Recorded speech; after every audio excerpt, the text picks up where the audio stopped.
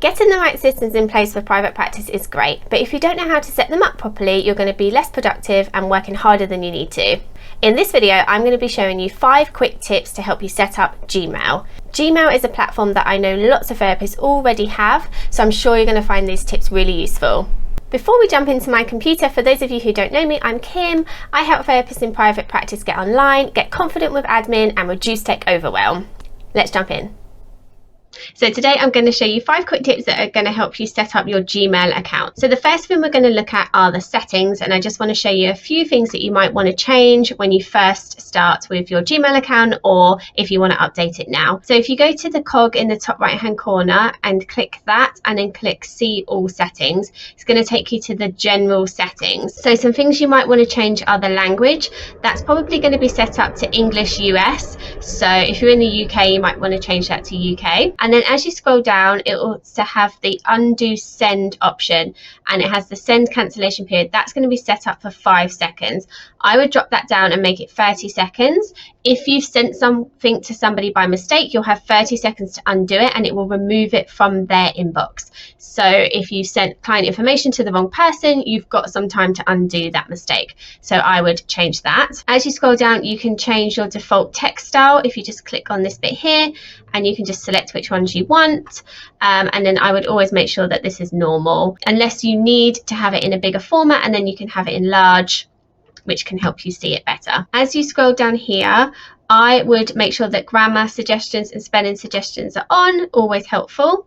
And then it comes down to conversation view. Some people really love conversation view. I hate it.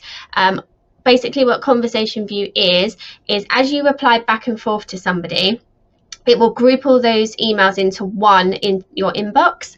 I find that that's a really good way to lose emails. So I definitely turn conversation view off, and then every time somebody sends me an email, even if it's in the same thread, I'll get multiple notifications. And then every time you get a new message, even if it's about the same thing, you'll get the notification and you'll have an individual email in your account. So I like that. Then it comes to the stars, and you will have 1 in use as a preset, so you'll just have the yellow star, I believe. So you can select which ones you want. You can have 1 star, 4 stars, all stars, and this can help you when you get an email into your inbox to mark it as something. Sometimes I have to keep things in my inbox because they're like login to courses or things like that, so I make sure that they're all starred as red, and I know that that is an email that I can come back to at any time, but it's to stay in my inbox. So it can kind of help me know that I don't need to deal with that email unless I want to log into the course, for example. You can move them around. You just grab the icon you want and you can put it where you want. You can also move it, so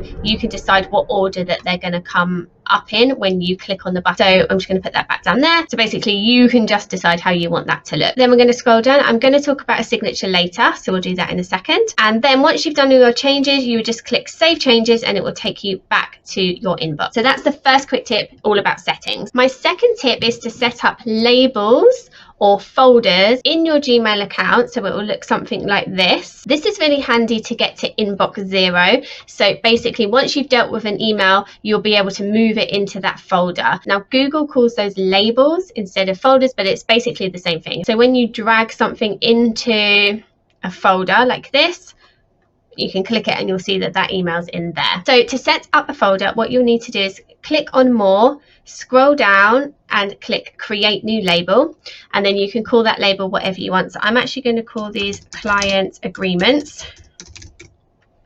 Okay, if you want that to go under something, you can nest it under one of the others. Like I have client inquiries, I've got 2021 and 2022, and I've nested it under the client inquiry, but this one's going to be a free one, so I'm just going to create it. You can see it's come up here. Now it will automatically be grey. You can leave all of them grey if that's what you want, or you can click on these dots, 3 dots here, click label colour and then select a colour. So I'm going to do my client agreements. I'm just going to do that colour there. And why it's good to add the colours, let's say I have something that's come in here and I don't want to move it out of my inbox just yet, but I want to label it so I know what it is. If I tick here, I can label this as a client agreement and apply. And now you can see that it's got the label of client agreement. It also is been put into the client agreement folder, but it's also in my inbox. And then once it's complete and I've dealt with it, if I tick, I can then move it to the client agreements. It's then going to remove it from my inbox, and then again you'll see it in the client agreements folder. So labels are really handy to be able to manage your inbox, so you only have in the inbox things that you need to deal with or things that you need to come back to. Everything else you can put into folders. They're never going to disappear. You can always find them. You can also search for things, so if you don't know where you've put something or you want to look for something, you can click on the search up here. But this is a great way to help you organize your inbox. Okay, the third tip is to enable Gmail templates. Gmail templates can save you so much time. You create the template once and then you can insert it into a new email at any time. These can be really handy for things like a welcome email, inquiry responses, frequently asked questions, cancellation policies, appointment reminders, an invoice. There's really loads of things you can use Gmail templates for, and Google let you have up to 50 of these. So I'm going to show you how to enable them now. So if you go back to the settings using this cog up here, click on see all settings, and this time we're going to go to advanced, and you can see here it's got templates. You just want to make sure this is enabled. It will be disabled when you set up your account, so just make sure you click enable and then click save changes. Obviously mine's already enabled, so I'm just going to click cancel and it will take you back to your inbox, and now you can create your template. So what you would do to create a template, you'd click compose, delete your signature if you have one, and then you can start typing your message. So I am just going to insert one of my templates here. So this is my welcome email template. So this is what I want for my welcome email. Give it a subject name, just so you know when you send this to a client, it is going to have the template name in the subject title. So make sure it's something you're happy for the client to see. You can always delete it and rename it if you want to. Once you've typed up your template, if you click on the three dots down here, click templates, save draft as template, save a new template, give it a name and click save. And now when you go to send a new email to a client, if you go to the three dots, go to templates, insert template, and then you can select which one you want, and then that will insert for you. This also works if you are replying to someone as well. So let's say somebody has sent me an email, I want to reply, and then again you just go to the three dots down here, templates, insert your template, and then it goes above the message that was previously sent. So you can use templates in new mails, in forwards, and in replies. The next quick tip for you is adding an email signature. So if we go back to the settings using the cog and go to see all settings, and we're going to stick in the general settings, we're going to come down here and we're going to go to signature, and you're going to click create new. So you click on create new and give your signature a name, Kim Test, and create. You're then going to get a blank box. What I would first of all do is enter a couple of times, just so you have some space to start typing your emails, and then type whatever you want in your signature. So I've just got kind regards, this information here. And then once you've done that, you can set your signature. So you can do for new emails, use Kim Test, and on reply and forward, click Kim Test.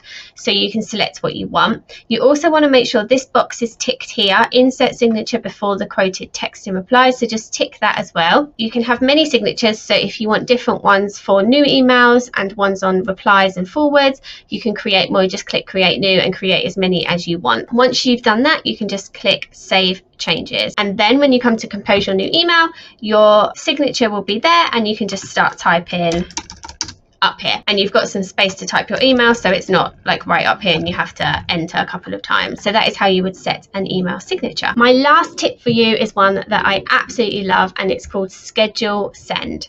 So let's say you are working early in the morning before you meet with clients, or you're working late at night, as I know many therapists do. You can actually schedule all of your emails. You can type them all out and then schedule them to be sent at a reasonable time. So you just start typing your email. I'm just going to use a template here. So let's pretend this is my email. Make sure you put somebody in here. And then what you're going to do, instead of clicking send, you're going to use the arrow to the right hand side, click on it and click schedule send. You can then choose exactly when you want it to be sent. Google give you some options: tomorrow morning, tomorrow afternoon, or Monday morning. So you have them automatically programmed in, and you can just select one of them, or you can select your own date and time. So I want this to be sent tomorrow at 9:30. Schedule send. Then you can see here you've got scheduled here, and you've got all your emails listed and when they're going to be sent. I really hope you found those tips useful. If you're looking to set up a professional Gmail account, so kim@simmonscounselling.com as opposed to simmonscounselling@gmail.com. I'll leave a link in the description for my free mini video training. Let me know in the comments which of these tips you found most helpful. Until next time, thanks for watching.